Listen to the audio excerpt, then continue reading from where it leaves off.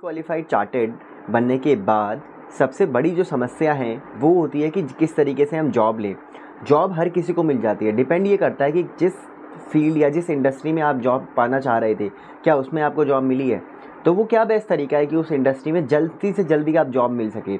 जल्दी से जल्दी कहने का मतलब ये है कि अगर आपको कुछ ऐसी बातें पता होंगी जो आप शुरू से अगर फॉलो करेंगे ना तो आपका जो टाइम है वो बहुत कम वेस्ट होगा to get a new job, to get a best job. Correct. तो आज वही मेरा डिस्कशन है। न्यूली क्वालिफाइड चार्टर्ड अकाउंटेंट्स को एक गाइडेंस है, क्योंकि वो अभी अभी चार्टर्ड बने हैं, अभी अभी इस प्रोफेशनल दुनिया में आए हैं वो, और उनको कुछ चीज़ें पता होनी चाहिए सो दैट उनका आगे का समय बर्बाद ना हो और दूसरों के एक्सपीरियंस से आप लर्न करना सीखिए दोस्तों। ठीक है। अब जैसे कि सबसे पहली बात, आप चार्टर्ड अकाउंटेंट बने। चार्टर्ड अकाउंटेंट बनने के बाद अगर आपको जॉब करना है तो मेरे नॉलेज में दो तरीके से बांट देते हैं इसको हम। सबसे पहले वो चार्टर्ड जो कंसल्टिंग में जाना चाहते हैं, बिग 4 टॉप फर्म्स। ठीक है। दूसरे वो चार्टर्ड जिन्होंने सोचा हुआ है कि इंडस्ट्री में ही जाना है। तो सबसे पहले तो आपके थॉट्स क्लियर होने चाहिए दोस्तों कि आपको इंडस्ट्री में जाना है कि कंसल्टिंग में जाना है। ये आपका थॉट बड़ा ही क्लियर होना चाहिए, या प्रैक्टिस में जाना है। प्रैक्टिस वालों के लिए ये वीडियो स्पेसिफिकली नहीं है, मेन इंडस्ट्री या कंसल्टिंग के लिए है जिनको जॉब में जाना है। ठीक है। अब आते हैं एक बार के लिए, अगर आपको कंसल्टिंग में जाना है उसको मैं साइड रखता हूँ। अगर आपको इंडस्ट्री में जाना है तो इंडस्ट्री भी अब दो तरीके की स्पेसिफिक जॉब देती है। ठीक है। अब जैसे फॉर एग्जांपल कोई स्टूडेंट है जिनका इनडायरेक्ट टैक्स में मन बड़ा लगता है, आईडीटी जीएसटी कस्टम्स करने का मन करता है, लेकिन वो कहते हैं मुझे इंडस्ट्री में नहीं जाना बट मुझे करना आईडीटी है, सॉरी मुझे कंसल्टिंग में नहीं जाना बट मुझे करना आईडीटी है। तो वो इंडस्ट्री भी ऐसी इंडस्ट्री टारगेट करेंगे जहाँ पे स्पेसिफिकली कोई ऐसी टीम हो जो इनडायरेक्ट टैक्स को डील करती हो। ठीक है। तो वो इंडस्ट्री में भी दो सेगमेंट होगा। एक तो होगा कि नॉर्मल इंडस्ट्री की मुझे कोई भी प्रोफाइल मिल जाए, अकाउंटेंट की मिल जाए, वहाँ पे मैं सैप भी चला लूँगा, मैं टैक्स डायरेक्ट टैक्स भी कर लूँगा, इनडायरेक्ट टैक्स भी कर लूँगा। ठीक है। अगर उस तरीके की प्रोफाइल चाहिए तब तो ठीक है कि आप करो कोशिश। लेकिन अगर आपको इंडस्ट्री में भी स्पेसिफिक प्रोफाइल चाहिए, और कंसल्टिंग में जब भी कोई बच्चा जाता है, जब भी कोई चार्टर्ड जाएगा कंसल्टिंग में, तो कंसल्टिंग जितनी भी बड़ी टॉप फर्म्स है ना उसमें अपनी एक स्पेसिफिक प्रोफाइल में ही आपको जॉब मिलेगी।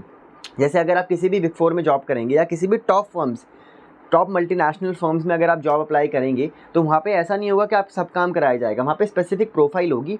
जैसे कि वहाँ पे statutory audit, internal audit, direct tax में भी काफ़ी सारी प्रोफाइल है। मर्जर एक्विजिशन हो गया, ट्रांसफ़र प्राइसिंग हो गया, individual taxation, international taxation, indirect taxation. ठीक है। बिजनेस कंसल्टिंग, टेक्नोलॉजी कंसल्टिंग, तो बहुत सारे एरियाज़ हैं एक कंसल्टिंग में जाने के लिए एक चार्टर्ड अकाउंटेंट के पास।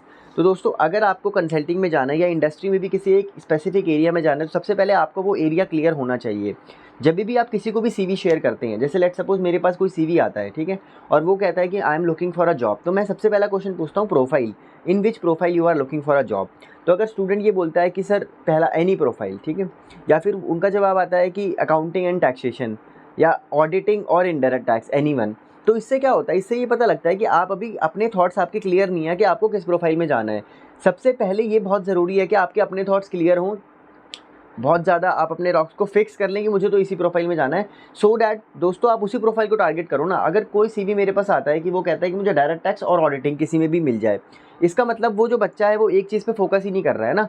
उसका इंटरव्यू किस चीज़ में शेड्यूल करवाऊँ मैं, ऑडिट में कराऊँ या डायरेक्ट टैक्स में, और वो जो बच्चा है वो क्या पढ़े। इंटरव्यू शेड्यूल होने तक आपको प्रिपरेशन भी तो करनी है, आपकी टेक्निकल नॉलेज भी आपको स्ट्रॉन्ग करनी है, प्लस अपने आपको अपडेट्स जो मार्केट में केस लॉ और नई चीज़ें आई हैं उनके साथ भी लिंक करना है, तो वो आप एक ही सब्जेक्ट का कर पाओगे। तो it is very much important कि आपको क्लियर हो कि किस प्रोफाइल में आपको जाना है, और उसके बाद उस प्रोफाइल पे मेहनत करना शुरू करो। मेहनत कैसे करनी है, आपने कोई भी एक प्रोफाइल पहले चूज़ करनी ही पड़ेगी दोस्तों आपको। और चूज़ कैसे करनी है, लेट्स सपोज आप कंफ्यूज हो ऑडिट और टैक्सेशन में, तो जो लोग उन प्रोफाइल में ऑलरेडी स्टैब्लिश हैं, काम कर रहे हैं, उनको कनेक्ट करो, लिंक्डइन पे बात करो, अलग अलग लोगों से बात करो उस प्रोफाइल में, उनका एक्सपीरियंस और पॉइंट ऑफ व्यू जानो, देन आप अपना डिसीजन लो।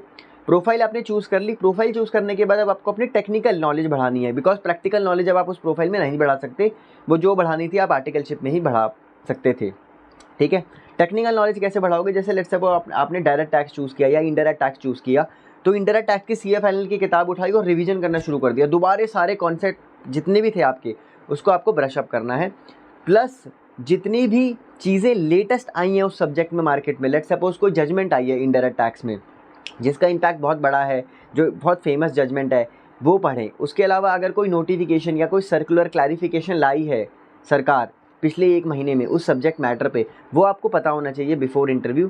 थर्ड, आपको ये पता होना चाहिए कि उस सब्जेक्ट के अंदर क्या इंपॉर्टेंट क्वेश्चन है, क्या ऐसे एरियाज़ हैं जो अनरिजॉल्व्ड हैं, ताकि आप उसको पहले से ही पढ़ के जाओ इंटरव्यू में, ठीक है। तो आप उस सब्जेक्ट की पूरी प्रिपरेशन करें। टेक्निकली अपने आप को आपको स्ट्रॉन्ग करना ही होगा before sitting in an interview, correct. Because practical knowledge आप जितनी ले सकते थे ले लिया, अब आपकी टेक्निकल नॉलेज जज होगी मेन। अब इंटरव्यू के लिए कैसे अप्रोच करना है, लेट्स सपोज आपने प्रोफाइल का माइंड मेकअप कर लिया और आप प्रोफाइल पढ़ रहे हैं, सब कुछ पढ़ रहे हैं। इंटरव्यू के लिए ऐसे अप्रोच करना है कि जो लोग उस प्रोफाइल में ऑलरेडी हैं, जिस फर्म जिस कंसल्टिंग में आपको जाना है, उन सभी लोगों को, जितने ज़्यादा से ज़्यादा लोगों को आप अप्रोच कर सकते हैं लिंक्डइन के थ्रू या किसी भी प्लेटफॉर्म के थ्रू, तो वो करें। तो होगा क्या कि किसी भी कंसल्टिंग फर्म में, लेट्स सपोज बिग 4 की बात करूँ, तो वहाँ पे इंटरव्यू शेड्यूल करवाने के 2 तरीके हैं। पहला तो आप एचआर के थ्रू जाएं। अगर आप एचआर के थ्रू जाएंगे तो वो बहुत ही लेंदी प्रोसेस होगा, प्लस एचआर क्या है, फालतू के बहुत सारे सवाल पूछते हैं और उस सवाल के बेसिस पे वो अच्छे कैंडिडेट को भी कई बार रिजेक्ट कर देते हैं। जो फॉर एग्जांपल एक फालतू सवाल ऐसा है कि आपके अटैम्प्ट कितने हैं, अगर किसी के अटैम्प्ट 3 से ज़्यादा हैं तो बिग 4 के एचआर कहते हैं नहीं हम तो 3 अटैम्प्ट लेंगे, भले ही वो टेक्निकली कितना भी स्ट्रांग हो। और कभी भी जब आपका टेक्निकल मैनेजर इंटरव्यू लेगा तो वो अटैम्प्ट पे इतना जोर नहीं देगा, वो आपकी टेक्निकल नॉलेज चेक करेगा। इसलिए it's better to go directly right with a specific department के मैनेजर को अप्रोच करें, उन लोगों को अप्रोच करें। फिर वो क्या करेंगे, इंटरनली आपका सीवी अगर अच्छा होगा तो उसको रेफ़र करेंगे और आपका इंटरव्यू शेड्यूल करवा देंगे। अपने सीवी को भी उस तरीके से कस्टमाइज़ कीजिए जिस प्रोफाइल में आप जाना चाहते हैं। लेट्स से वो आपको आईडीटी में जाना है तो सीवी में हाईलाइट कीजिए आईडीटी से रिलेटेड चीज़ें, हाईलाइट कीजिए, मतलब आपका सीवी पढ़ के उसको लगे कि हाँ आईडीटी के लिए आप एक अच्छे कैंडिडेट हैं। अब दूसरे कैटेगरी के बच्चे हैं कुछ, मतलब दूसरे कैटेगरी के स्टूडेंट क्या हैं, मतलब जो मोस्ट ऑफ दी स्टूडेंट यहाँ फॉल करेंगे वो ये है कि वो कहते हैं कि हमने आर्टिकलशिप बहुत छोटी फर्म से करी तो वहाँ पे हमें ना आईडीटी का इतना एक्सपोजर नहीं मिला या डीटी का इतना एक्सपोजर नहीं मिला, हम तो बहुत बेसिक काम में ही हमारी आर्टिकलशिप निकल गई, अकाउंटिंग करने में, छोटे मोटे बैंक रिकन्सिलिएशन बनाने में। लेकिन अब मुझे आईडीटी में जाना है या अब मुझे स्टैट्यूटरी ऑडिट में अपना करियर बनाना है, ये मैं ठान चुका हूँ। अब मैं कैसे जाऊँ, बिकॉज टेक्निकल नॉलेज भले ही मैं कितनी इंप्रूव कर लूँ बट सामने वाला मेरी प्रैक्टिकल नॉलेज भी चेक कर रहा है, तो वहाँ मैं लैग कर रहा हूँ। तो उसके लिए क्या उपाय है दोस्तों, पहले तो आप बिग 4 में ट्राई कीजिए या टॉप फर्म्स में ट्राई कीजिए। लेट्स सपोज आपने बहुत कोशिश कर ली और आपका टॉप फर्म्स या बिग 4 में नहीं हो रहा है, तो कभी भी उस प्रोफाइल को मत छोड़िए। ऐसा ना हो कि फिर आपका किसी कंपनी आई या फिर कोई टॉप फर्म आई और आपको दूसरी प्रोफाइल में उठा के ले गई, ऐसा मत कीजिए। अगर आपको प्रोफाइल में जाना है तो प्रोफाइल फिक्स रखिए। उसके बाद क्या कीजिए, उस स्पेसिफिक प्रोफाइल में ना ऐसी फर्म्स ढूंढिए जो फर्म उस स्पेसिफिक प्रोफाइल को करने के लिए फेमस है। मतलब कुछ ऐसी फर्म्स भी हैं जो कि बिग 4 या टॉप 10, टॉप 25, टॉप 50 में नहीं आती, बट उस प्रोफाइल के लिए वो फर्म अच्छी है। जैसे मैं आपको सिंपल एक एग्जांपल दूं, जैसे अगर आप डायरेक्ट टैक्स की बात करें कि डायरेक्ट टैक्स में मुझे बहुत अच्छी फर्म लेनी है और बिग 4 और ये सारी फर्म्स मुझे नहीं मिल रही हैं। जैसे आपको नॉट प्लेस में एक फर्म है वेज Jain and associate, let's suppose आप एग्जांपल दे रहा हूँ, वो फर्म डायरेक्ट टैक्स के लिए बहुत अच्छी है। आप उस तरीके की कोई ऐसी फर्म ज्वाइन कीजिए जिसका डायरेक्ट टैक्स में बहुत अच्छा नाम हो, वहाँ आप फर्म ज्वाइन कर सकते हैं। कुछ साल वहाँ पे काम करके आप इजीली बड़ी कंपनी या बिग 4 में स्विच कर सकते हैं। ऐसी इंडायरेक्ट टैक्स के लिए भी बहुत सारी ऐसी फर्म्स हैं जो बिग 4 टॉप 20 में नहीं आती, बट जो उनके मेन पार्टनर है उनका इंडायरेक्ट टैक्स में बहुत अच्छा नाम है। जैसे इंडायरेक्ट टैक्स में एक बहुत बड़े स्पीकर हैं बिमल जैन, उनकी अपनी फर्म है। लेट्स सपोज आपने उनको ज्वाइन किया, 1-1.5 साल काम सीखा, देन आप बिग 4 में मूव कर सकते हैं।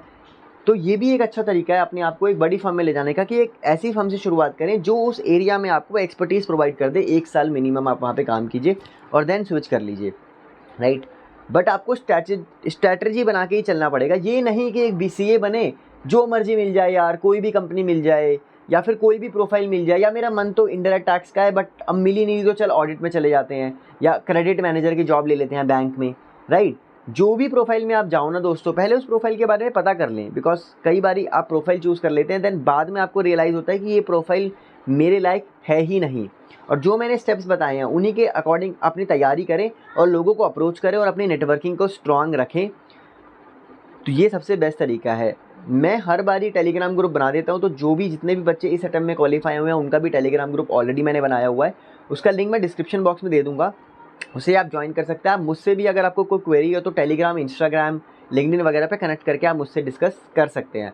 बट आप सभी को मैं ऑल द बेस्ट कहना चाहूँगा। किसी भी स्पेसिफिक टॉपिक में आपको वीडियो चाहिए तो आप कमेंट करके मुझे बता दीजिएगा। सभी को ऑल द बेस्ट दोस्तों, बाय बाय।